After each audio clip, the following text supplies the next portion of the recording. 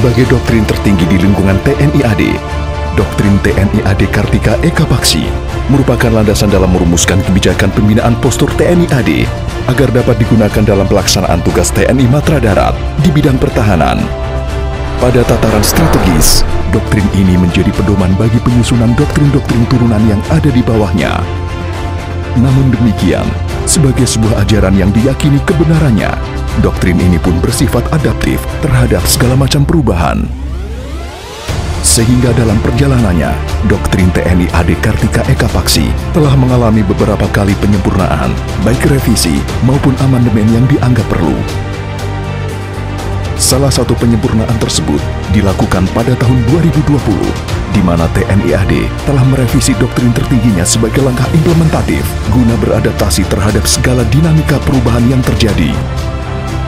Diawali dari pembentukan kelompok kerja, pada langkah awal ini dibahas rencana secara garis besar yang akan dilakukan guna merevisi doktrin sehingga tetap valid, sekaligus adaptif dan operasional.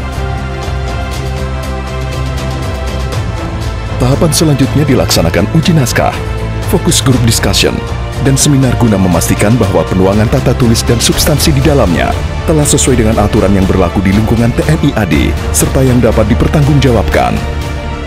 Selain itu, saran masukan dari beberapa pakar yang kompeten diharapkan dapat memperkaya substansi yang dituangkan. Faktor geografi itu masih relevan atau tidak untuk dipertimbangkan dalam gelar pasukan.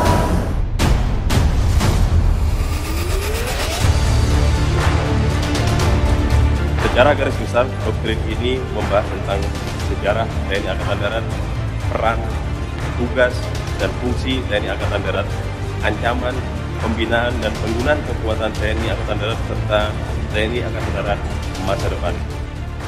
Doktrin TNI AD, kita harus lihat sumber-sumber hukum kita, yaitu sumber tertinggi di negara kita tentunya adalah Undang-Undang Dasar 1945.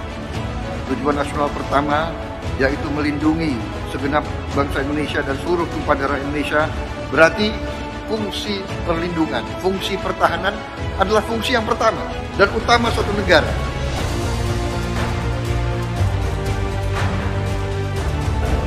Idealnya posko setelah 2024 itu dirancang minimal 25 tahun ke depan.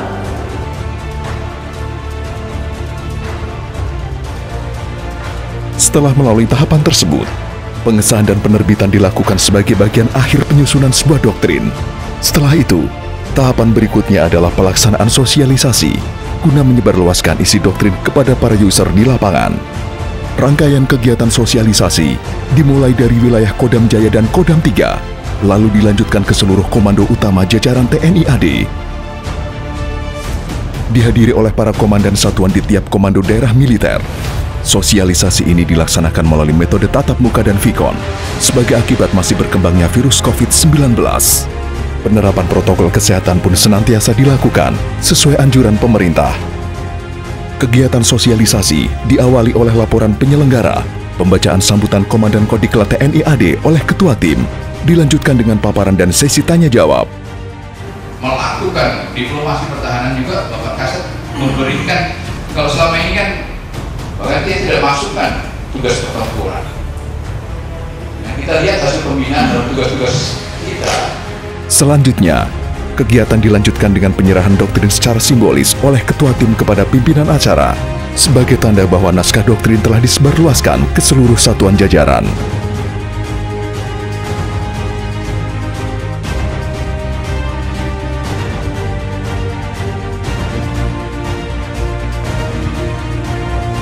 Selain itu, untuk mengetahui sejauh mana pemahaman sekaligus tanggapan para peserta terhadap penyebarluasan doktrin, tim sosialisasi melakukan wawancara terhadap perwakilan peserta.